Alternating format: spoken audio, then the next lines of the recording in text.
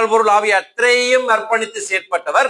இப்பொழுது இப்படியான விமர்சனங்கள் சமூகத்துக்குள்ளே எங்களுடைய மக்கள் மத்தியில் இருந்து எழுதுவது மிக துரதிஷ்டமான விஷயம். ஆனால் அதுதான் சமூகம், அதுதான் சில வேளைகளிலே மக்கள்.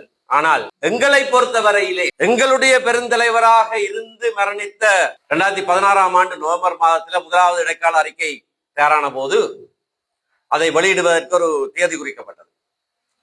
தேதி குறித்தவுடனே அன்றகுமார வந்து என்னிடத்திலே சொன்னார், இது காலம் போதாது, எனக்கு 1 மாத கால அவகாசம் தேவை, இதை கொஞ்சம் பின்போட முடியுமான்னு கேட்டார். அந்த கூட்டத்தில் முடிவெடுத்துட்டோம். இல்லை பரவாயில்லை, ஒரு சம்பந்தனையாட்ட கேட்டு சொல்றேன். நான் அவரையும் கூட்டிட்டு போய் சம்பந்தனையா எதிர்கட்சி தலைவர் அவருடைய அறைக்கு போய் அவரிடத்துல சொன்னேன், இப்படி இவர் கேட்கிறார்.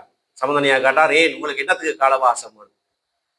அன்றகுமாரன் சொன்னார், எங்களுடைய கட்சியில தலைமைத்துவத்தில் இருக்கிறவர்கள் எல்லாருமே 88, 89, 90ஆம் ஆண்டுகள்ல எங்களோட கட்சியில சேர்ந்தவர்கள். நாங்கள் இலங்கை இந்திய ஒப்பந்தத்துக்கு எதிராக 2ஆம் தடவையாக ஆயுதம் ஏந்தினவர்கள். இந்த மாகாண சபை முறைமையை எதிர்த்து ஆயுதம் ஏந்தினவர்கள். இப்பொழுது இந்த வரைவுல மிக உச்சகட்ட அதிகார பயிர்வுக்கெல்லாம் நாங்களும் இணங்கி இருக்கிறோம். ஆனால் எங்களுடைய கட்சியில இருக்கிறவர்களை நான் கொஞ்சம் அவர்களுக்கு இதை பற்றி விளக்க வேண்டும், அவர்களுடைய அனுமதியையும் பெற வேணும், எனக்கு கொஞ்சம் அவகாசம் வேண்டும் என்று கேட்டார். சம்பந்தனையா என்ன பார்த்து சொன்னார், அவர் கேட்கறது நியாயமாகத்தானே இருக்கிறது. நான் என்ன ஐயா அப்படின்னா பிரதம மந்திரிக்கு சொல்லணும். நாங்கள் 3 பேரும் எழும்பி சுத்தி போய் பிரதம மந்திரிட்ட அறைக்கு போய் ரணில்கிட்ட போய் சொன்னோம், இப்படியாக இவர் கேட்கிறார், இதை 1 மாத காலத்துக்கு பின் போடுங்கள். ரணில் சொன்னார், நீங்கள் இணங்கிட்டீங்க, எனக்கு பிரச்சனை இல்லை, 1 மாத காலத்துல பின் போடப்பட்டது.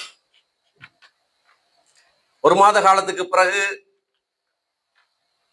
அரசியலமைப்பு பேரவையுடைய வழிநடத்தல் குழு கூட்டத்துக்கு வந்த அனுரகுமார திசாநாயக்க சொன்னார், நாங்கள் எங்களுடைய உட்கட்சி பேச்சுவார்த்தைகள் முடித்து விட்டோம், நாங்கள் இதற்கு இணங்குகிறோம். அதுக்கு பிறகுதான் மிச்ச வேலையில் நடந்தது.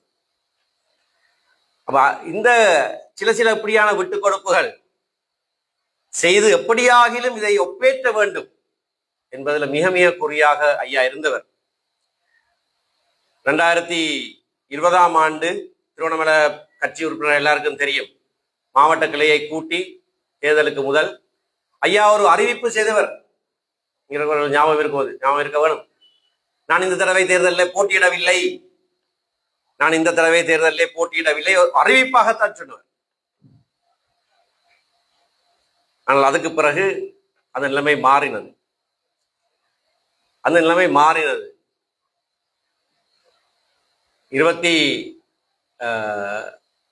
ஆனால் மாறினாலும் அந்த தேர்தலுக்கு பிறகு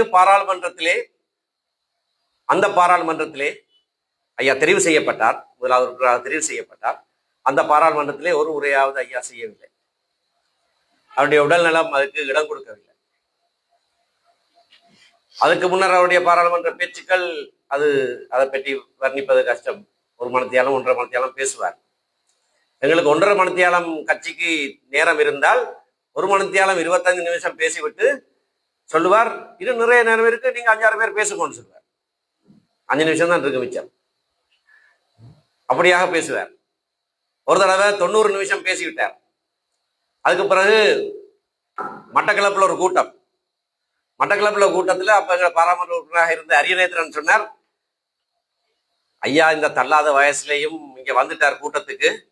இப்ப நீங்க பாத்தீங்கன்னா பேசுற போது அமர்ந்திருந்து தான் பேசுவார், அவரால் எழுமிட்டு பேச இயலாது, அமர்ந்திருந்து தான் பேசுவார் என்று அரியநேத்திரன் சொல்லிட்டார். ஐயாட பேச்சுக்கு சந்தர்ப்பம் வந்த போது மைக்கை எடுத்து அமர்ந்திருந்து நான் பேசுவதற்கு நீங்கள் அனுமதிக்க வேண்டும் அதையும் சொல்லி போட்டு, தம்பி அரியநேத்திரன் சொன்னார், என்னால் எழுந்து பேச முடியாது. போன கிழமை பாராளுமன்றத்தில் 90 நிமிஷம் நான் பேசினான், எழுமி நின்றுதான் பேசினான் என்று சொன்னார். அப்படியாக பாராளுமன்றத்திலே மற்றவர்கள் சொன்னது போல அவருடைய பேச்சுக்கு எவரும் குறுக்கிடுவதில்லை, அப்படியே கேட்டு இருப்பார்கள். மிக கட்சி ஒருக்கா சொன்னதை திருப்பி சொல்ல மாட்டார், ஒரு வசனத்தை திருப்பி சொல்ல மாட்டார். நான் 2 சொல்லி போடுறேன், அது திருப்பி சொல்ல மாட்டார். ஏன்னா ஒவ்வொரு வசனத்திலையும் அர்த்தம் பொதிந்திருக்கும். அடுத்த வசனத்தை சொல்லுவார், அடுத்ததை சொல்லுவார். அப்படியாக பாராளுமன்றத்தில் இருந்தவர் தன்னுடைய இறுதி பாராளுமன்ற காலத்துல ஒரு தடவை கூட பேச முடியாத ஒரு சூழ்நிலை, உடல்நிலை இருந்தது. நான் இந்த அரசியல் தீர்வு மக்களுக்கு கிடைக்க வேண்டும் என்று அந்த ஒரே குறிக்கோளாக இருந்ததான் அவருடைய பலம் என்று நான் சொன்னேன். அதான் அவருடைய பலவீனம் என்று சொன்னேன். அந்த பலவீனம் என்னவென்று சொன்னால், அப்படியான தருவாயிலையும் நான் ஏதாவது இருந்து செய்து விட வேண்டும் என்று இருந்ததுதான் அந்த பலவீனம். அது சம்பந்தமாக கட்சியும் ஒரு முடிவெடுத்து அவரிடத்திலே ராஜினாமா செய்யும்படியாக கேட்டது உங்களுக்கு எல்லாருக்கும் தெரியும். அந்த முடிவை அறிவிப்பதற்கு நானும் மாவையண்ணன் என்ற இடத்திலே சென்றிருந்தோம். அதனால இறுதி நாட்கள் ஐயாவுக்கும் எனக்கும் இடையில சிறிது மனக்கசப்பு இருந்ததும் பலருக்கு தெரியும்.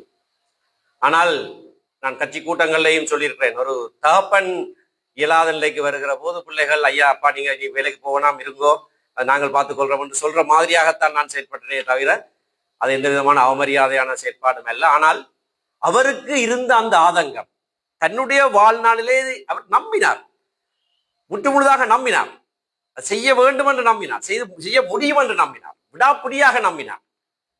அந்த நம்பிக்கையின் காரணமாக அவர் இயலாத நிலையிலேயும் அந்த பொறுப்பை வகித்தது இறுதி நாட்களிலே இல்லை இப்பொழுது கூட அவருக்கு எதிரான ஒரு பிரச்சாரமாக மாறி இருக்கிறது. மிகவும் துரதிருஷ்டவசமான ஒரு விடயம். இத்தனை காலம் திருவோணமலையை தமிழ் மக்களுக்கு ஆக பாதுகாக்கிற அந்த புனிதமான கடமையை வேறு எவரும் செய்திருக்காத விதத்திலே திருவோணமலையை மட்டுமல்ல, இலங்கை தமிழ் மக்களுடைய எதிர்காலத்தை எப்படியாவது நிலைநிறுத்த வேண்டும் என்பதற்காக முற்று முழுதாக தன்னுடைய உடல் பொருள் ஆகிய அத்தனையும் அர்ப்பணித்து செயற்பட்டவர் இப்பொழுது இப்படியான விமர்சனங்கள் சமூகத்துக்குள்ளே எங்களுடைய மக்கள் மத்தியில் இருந்து எழுதுவது மிகவும் துரதிருஷ்டமான விஷயம். ஆனால் அதுதான் சமூகம், அதுதான் சில வேளைகளிலே மக்கள். ஆனால் எங்களை பொறுத்தவரையிலே எங்களுடைய பெருந்தலைவராக இருந்து மரணித்த ராஜவரோதயம் சம்பந்தன், நான் ராஜவரோதயம் சம்பந்தன் என்று சொல்லுகிற போது இறுதியாக ஒரு விஷயத்தையும் சொல்லி முடிக்க வேண்டும். எத்தனையோ வழக்குகள் எல்லாம் செய்தார், செய்வதற்கு அவர் உறுதுணையாக இருந்தார். வழக்கு எல்லாவற்றையும் கைவிட்டார் 78ஆம் ஆண்டு 77ஆம் ஆண்டு இறுதியில. ஆனால் சம்பூர் வழக்கு வந்தபோது திரும்பவும் எத்தனையோ வருடங்களுக்கு பிறகு தன்னுடைய பழைய கருப்பு கோட்டை எடுத்து அணிந்து கொண்டு வந்து என்னுடைய கனிஷ்ட சட்டத்தரணியாக ஆஜரானார் நீதிமன்றத்தில். என்னை விட 33 ஆண்டுகள் மூத்த வழக்கறிஞர். நான் அப்பொழுது ஜனாதிபதி சட்டத்தரணியும் இல்லை. நான் வாதாடுகிற போது என்னுடைய கனிஷ்ட சட்டத்தரணியாக தன்னுடைய பேரை பதிவு செய்யும்படி சொல்லிவிட்டு எனக்கு பக்கத்தில் அமர்ந்திருந்தவர் என்றால் அந்த நிலத்தை மீட்க வேண்டும் என்பதற்கான அவருடைய அந்த ஆதங்கம், அது எப்படியாவது எடுத்து விட வேண்டும், மக்களுக்கு எடுத்து கொடுத்து விட வேண்டும். இறுதியிலே 2018ஆம் ஆண்டு மைத்ரிபால சிறிசேன ஒரு அரசியலமைப்பு மாற்றத்தையே ஏற்படுத்தின ஒரு பெரிய வழக்கு. இன்றைக்கு இலங்கை சட்ட புத்தகங்களிலே மிக முக்கியமான வழக்காக கருதப்படுகிற வழக்கு ராஜவரோதயம் சம்பந்தன் எதிர் சட்டமா அதிபர். அது எப்படி நடந்தது? அக்டோபர் 26ஆம் தேதி மைத்ரிபால சிறிசேன ஒரு வர்த்தமானி மூலம் ரணில் விக்ரமசிங்கே பதவி நீக்குகிறார், மஹிந்த ராஜபக்சவை பதவியிலே அமர்த்துகிறார். அன்றிரவு ரணில் விக்ரமசிங்கே என்னோட பேசி இது சட்டபூர்வமானது என்று இது சட்டவிரோதமான செயல், நீங்கள் பலரிமாலையை விட்டு வெளியேற தேவையில்லை என்று நான் சொல்லியிருந்தேன். நான் உங்களையும் சம்பந்தனையும் சந்திக்க வேண்டும் என்று கேட்டார். அடுத்த நாள் சனிக்கிழமை மதியம் 12 மணிக்கு நாங்கள் ரணில் விக்ரமசிங்கவை நாங்கள் சந்தித்தோம். நான் ரணில் விக்ரமசிங்க உடனடியாக நீதிமன்றத்துக்கு செல்லுங்கள், இது சட்டவிரோதமானது. ரணில் விக்ரமசிங்கத்துக்கு நீதிமன்றத்துக்கு போறதுல உடன்பாடு இல்லை, அவருக்கு அதில் நம்பிக்கையும் இல்லை, மறுத்து விட்டார். வெளியே வருகிற போது நான் ஐயாவிடத்தில் சொல்றேன், ஐயா இது தவறான விஷயம், நானே போகிறேன் நீதிமன்றத்துக்கு. ஐயா ஒன்றும் சொல்லவில்லை. நான் என்னுடைய கணேச சட்டத்தினை சொல்லி ஒரு மனுவை தயாரித்து விட்டோம். ஞாயிற்றுக்கிழமை காலையில நான் ஐயாவுக்கு ஃபோன் பண்ணி சொன்னேன், சொல்ல வேணும் கட்சி தலைவருக்கு நான் மனுதாரராக நீதிமன்றத்துக்கு போறது, ஐயா நான் இதை செய்கிறேன்னு சொன்னேன். அவருக்கு வாங்க கதைக்கணும்னு சொன்னார். நான் போனேன். என்னென்ன விஷயங்கள் என்று கேட்டார். நான் எல்லா விஷயங்களையும் சட்ட விஷயங்கள் எல்லாம் சொன்னேன். எல்லாவற்றையும் கேட்டு விட்டு கண்ணை இறுக மூடிக்கொண்டிருந்து விட்டு திறந்து சொன்னார், நான் தானே இந்த நாட்டினுடைய எதிர்கட்சி தலைவர். அதே ஐயா அதுல என்ன சந்தேகம், அப்ப நான் தானே மனுதாரராக இருக்க வேண்டும். நல்ல விஷயம் ஐயா, நான் தான் மனுதாரராக இருக்கணும், எந்த பேர்ல வழக்க வையுங்கோ. அங்கே இருந்தே நான் நிரானங்கீட்டலுக்கு போன் பண்ணி சொன்னேன், மனுதாரன் பேரை மாத்து. அவங்க கிட்ட யாரு போடுறாரு, சம்பந்தனன், ஆர் சம்பந்தனன். மிஸ்டர் கனகீஸ்வரனுக்கு போன் பண்ணி சொன்னேன், மிஸ்டர் சம்பந்தன் மனுதாரரா வரவழிக்கு வரார், நீங்கள் ஆஜராக வேணும் அவருக்காக. அவர் சொன்னார், பெயரை ஆர் சம்பந்தன் என்று போடாத, ராஜவரோதயம் சம்பந்தன் என்று எழுது. இது கனகேஸ்வரன் சொன்னது. ராஜவரோதயம் சம்பந்தன் என்று எழுது. அப்படிதான் எழுதினோம். இன்றைக்கு இலங்கை சட்ட புத்தகத்துல, இலங்கை சரித்திரத்துல, சுதந்திர சரித்திரத்துல மிக மிக முக்கியமான வழக்கென்று போற்றப்படுகிற 7 நீதியரசர்கள் கொண்ட தீர்ப்பு ராஜவரோதயம் சம்பந்தன் எதிர் சட்டமா அதிபர். நான் ஏன் சொல்றேன்னு சொன்னால், முழு நாட்டிலேயும் ஜனநாயகம் உடைந்து விழுகிற போதும் அந்த நாட்டுடைய எதிர்க்கட்சி தலைவராக இருந்த போது தன்னுடைய பொறுப்பு என்ன என்பதை தெளிவாக தெரிந்து அவர் அதிலே முன் வந்தார். அவருடைய பேரிலே தான் நாங்கள் அந்த வழக்கை வாதாடி வென்றோம். தமிழ் மக்களுக்காக அத்தனையும் செய்தார், செய்யக்கூடிய அத்தனையும் செய்தார். கால மாற்றத்துக்கு ஏற்பவாறு தன்னையும் மாற்றிக்கொண்டார். ஆனால் அவருடைய காலத்திலே அவர் எதிர்பார்த்த தீர்வு வரவில்லை. அந்த செல்வா காலத்திலேயும் வரவில்லை. அவர்கள் ஏமாற்றப்பட்டவர்கள் அல்ல. அவர்கள் மாற்று சமூகத்தினரும் மாற்று இனத்தவர்களும் இவர்களை நம்பி நாங்கள் செயற்படலாம் என்ற நம்பிக்கை உரியவர்களாக வாழ்ந்தவர்கள்.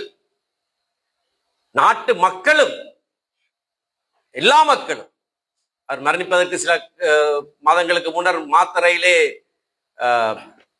மங்கள சமர வீர ஏற்பாடு செய்திருந்த ஒரு கூட்டத்திலே பெரியதொரு ஒரு மண்டபம், அந்த மண்டபத்திலே சக்கர நாட்காலிலே இருந்து அவர் உரையாற்றினார். அவர் இருந்து உரையாற்றுகிற போது அத்தனை மக்களும் எழுந்து நின்றார். அவருடைய உரை முடியும் வரைக்கும் எழுந்து நின்றார்.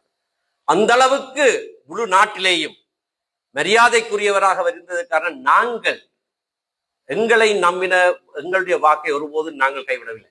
அதனால எங்களுக்கு என்ன கிடைச்சது எல்லாம் பிறர் கேட்பார்கள், அது வேறு கதை. ஆனால் நாங்கள் சரியாக நடந்திருக்கிறோம். எங்களுடைய தலைவர்கள் அப்படியானவர்களாக இருந்திருக்கிறார்கள். அந்த வழியிலே அறம் வெல்லும் என்பதை நம்புகிற இனத்தவர்கள் நாங்கள். அந்த அறவழியிலே எங்களுடைய விடுதலை பயணத்தை தொடர்ந்து கொண்டு செல்வோம். ராஜவரோதயம் சம்பந்தனுடைய காலடியிலே கால் சுவடுகளை பின்பற்றி நாங்களும் பயணிப்போம் என்று சொல்லி என்னுடைய உரையை முடித்துக் கொள்கிறேன். நன்றி. மேலதிக செய்திகளுக்காக எமது யூடியூப் தளத்தை சப்ஸ்கிரைப் செய்யுங்கள்.